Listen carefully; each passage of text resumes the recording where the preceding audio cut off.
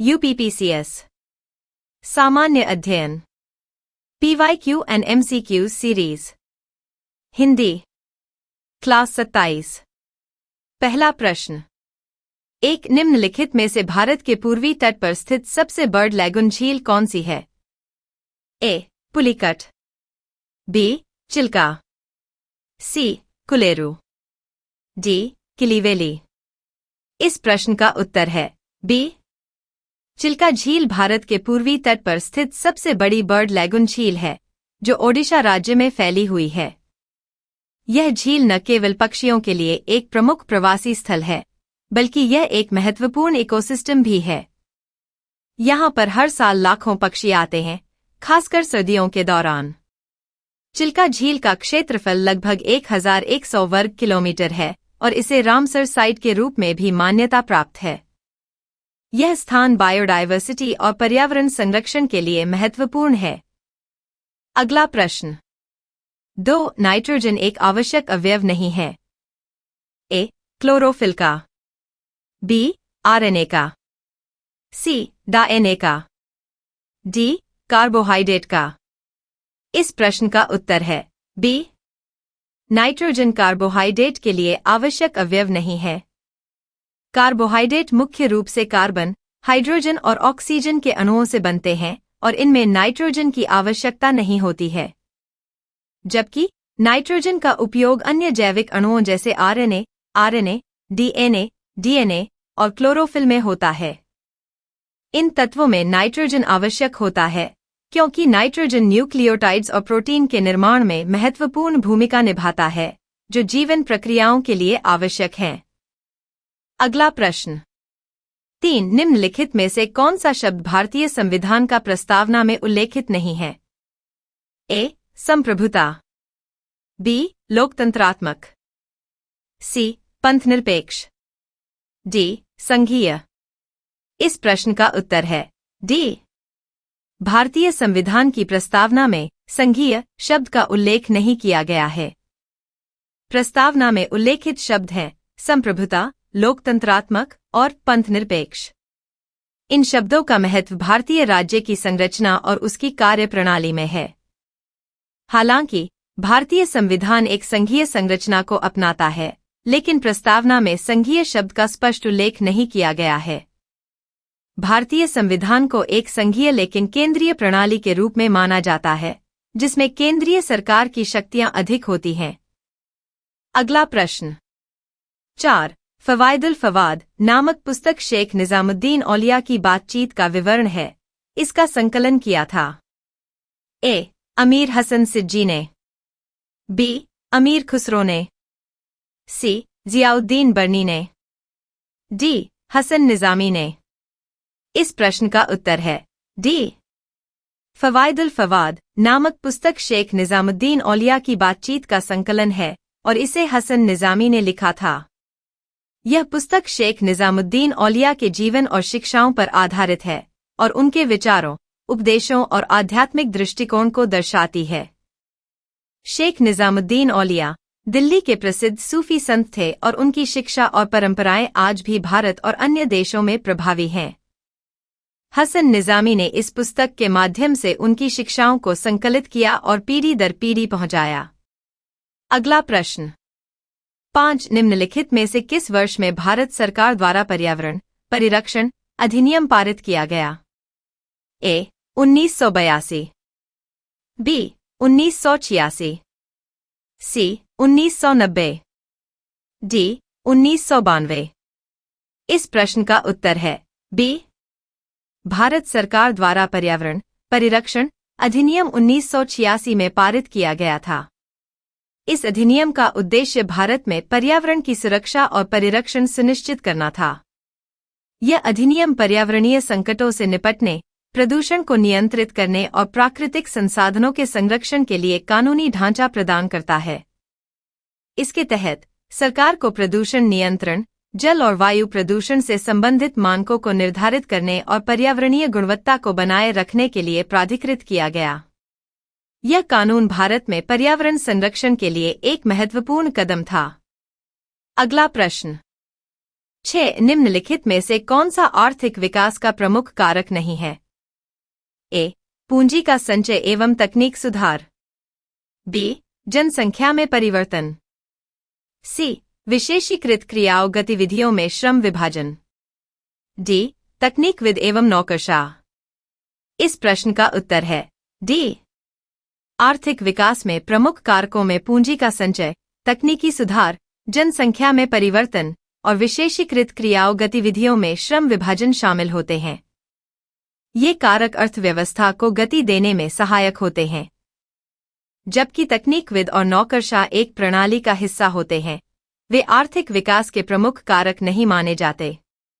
हालांकि उनका योगदान प्रशासनिक और तकनीकी समर्थन में महत्वपूर्ण होता है, लेकिन वे आर्थिक विकास की मूल धारा में नहीं आते हैं। अगला प्रश्न 7. रिंगेलमैन स्केल का प्रयोग निम्नलिखित में से किसके घनत्व मापन में होता है? ए. धुआं। बी. प्रदूषित जल। सी. कोहरा। डी. ध्वनि। इस प्रश्न का उत्तर है ए. रिंगेलमैन स्केल का उपयोग मुख्य रूप से वायुमंडल में धुएं के घनत्व का मापने के लिए किया जाता है। यह एक ग्राफिकल स्केल है, जिसका उपयोग धुएं की सांद्रता को मापने के लिए किया जाता है, जिससे वायु प्रदूषण की स्थिति का अनुमान लगाया जा सकता है। स्केल में 0 से लेकर 5 तक के मान होते हैं, जिसमें 0 का मतलब होता है कि कोई धुआं नहीं है और 5 का मतलब होता है कि धुआं पूरी तरह से घना है। यह मापने की विधि औद्योगिक प्रदूषण और धुआं छोड़ने वाली गतिविधियों की निगरानी में महत्वपूर्ण है।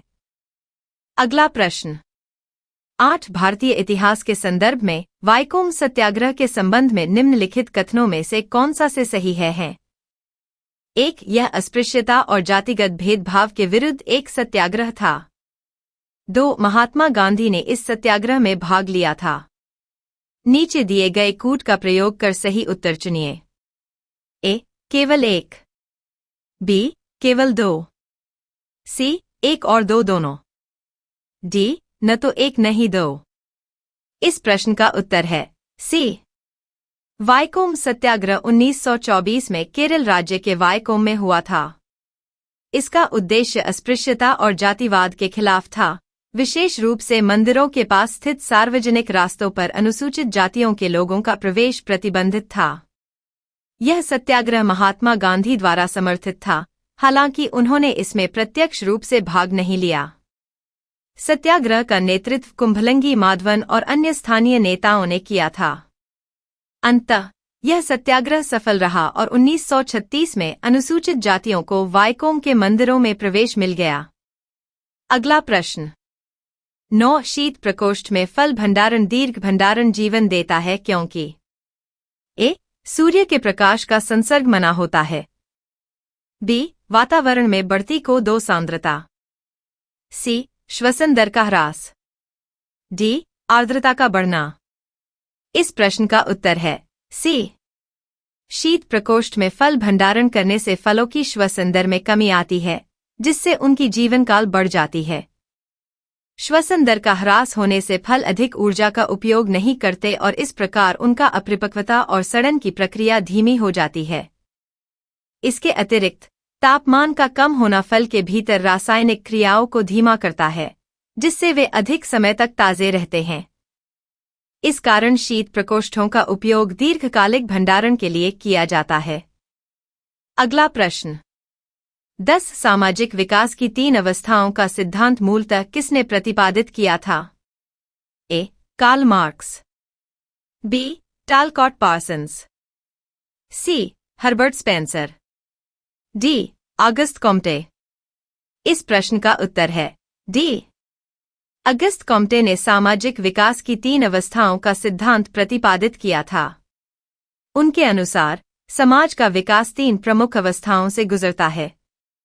1. धार्मिक अवस्था, जिसमें समाज का प्रत्येक पहलू धार्मिक विश्वासों और ईश्वर के सिद्धांतों द्वारा नियंत्रित होता है। 2. दर्शनात्मक अवस्था, इसमें लोग तर्क और दर्शन का प्रयोग करते हुए समाज को समझने की कोशिश करते हैं। 3. विज्ञानात्मक अवस्था, इस अवस्था में समाज का विश्लेषण और समझ वैज्ञानिक दृष्टिकोण से किया जाता है, जहां ज्ञान और अनुभव का प्रयोग प्राथमिक होता है। अगर यह वीडियो पसंद आया हो तो लाइक, सब्सक्राइब और शेयर जरूर करें। तो आइए देखते हैं अगला प्रश्न। 11 निम्नलिखित में से किस कण पर शून्य आवेश होता है? A. Positron, B. Neutrino, C. Electron, D. Alpha कण। इस प्रश्न का उत्तर है बी. न्यूट्रिनो एक अत्यंत हल्का कण है जिसका शून्य आवेश होता है। यह कण न तो सकारात्मक होता है और न ही नकारात्मक। न्यूट्रिनो का आवेश शून्य होने के कारण यह विद्युत चुंबकीय बलों से प्रभावित नहीं होता और इसके कारण इसे पहचानना या ट्रैक करना कठिन होता है। इसके अलावा न्यूट्रिनो का द्रव्यमान भी बहुत कम होता है। हालांकि इसका द्रव्यमान शून्य नहीं है, पर यह बेहद छोटा होता है। इस कारण न्यूट्रिनो का व्यवहार अन्य कणों से बिल्कुल अलग होता है। अगला प्रश्न। 12 poverty and an British rule in India नामक पुस्तक किस वर्ष प्रकाशित हुई? ए. 1900 ई, बी. 1901 ई, सी. 1902 ई, डी. 1903 ई। इस प्रश्न का उत्तर है B. Poverty and an British rule in India नामक पुस्तक 1901 में प्रकाशित हुई थी। यह प्रसिद्ध पुस्तक दादा भाई नौरोजी द्वारा लिखी गई थी। इसमें उन्होंने ब्रिटिश शासन के तहत भारत की आर्थिक दुर्दशा का विस्तृत विश्लेषण प्रस्तुत किया था। नौरोजी ने धन के निष्कासन, ड्रेन ऑफ वेल्थ, के सिद्धांत को मजबूती से रखा, जिसके अनुसार ब्रिटिश सरकार भारत से लगातार धन और संसाधनों को इंग्लैंड भेज रही थी, जिससे भारत में गरीबी बढ़ रही थी। इस पुस्तक ने भारतीय राष्ट्रवादी आंदोलन को एक मजबूत वैचारिक आधार प्रदान किया और ब्रिटिश शासन की आर्थिक नीतियों की व्यापक आलोचना की। 13 निम्नलिखित में से कौन भारत के प्रथम वित्त आयोग का अध्यक्ष था? ए. श्री संथानम, बी. श्री केसी नियोगी, सी. डा राजमन्नार, डी. श्री ए के चंदा संस्थान। इस प्रश्न का उत्तर है बी. भारत के प्रथम वित्त आयोग की स्थापना 1951 में हुई थी और इसके अध्यक्ष श्री केसी नियोगी थे। उनका कार्यकाल 1952 से 1957 तक रहा। वित्त आयोग का मुख्य कार्य केंद्र और राज्यों के बीच वित्तीय संसाधनों का वितरण निर्धारित करने के लिए सिफारिशें देना है। श्री केसी नियोगी ने इस महत्वपूर्ण संवैधानिक निकाय के पहले अध्यक्ष के रूप में अपनी जिम्मेदारी निभाई और वित्तीय संघीय ढांचे की नींव रखने में महत्वपूर्ण योगदान दिया। अगला प्रश्न। 14 खीरे को काटकर यदि नमक डाला जाता है तो निम्न में से किसके कारण पानी निकलता है? ए. सक्रिय परिवहन, बी. निष्क्रिय परिवहन, सी. परासरण, डी. प्रसार। इस प्रश्न का उत्तर है सी. जब खीरे को काटकर उस पर नमक डाला जाता है तो खीरे की कोशिकाओं के बाहर नमक की सांद्रता अंदर की सांद्रता से अधिक हो जाती है। परासरण एक ऐसी प्रक्रिया है जिसमें पानी अपनी उच्च सांद्रता वाले क्षेत्र, खीरे की कोशिकाओं के अंदर, से अपनी निम्न सांद्रता वाले क्षेत्र, नमक वाले बाहरी वातावरण, की ओर अर्धपारगम्य झिल्ली, कोशिका झिल्ली, के माध्यम से गति करता है। इसी कारण से खीरे की कोशिकाओं से पानी बाहर निकल आता है और हमें कटा हुआ खीरा पानी छोड़ता हुआ दिखाई देता है। अगला प्रश्न।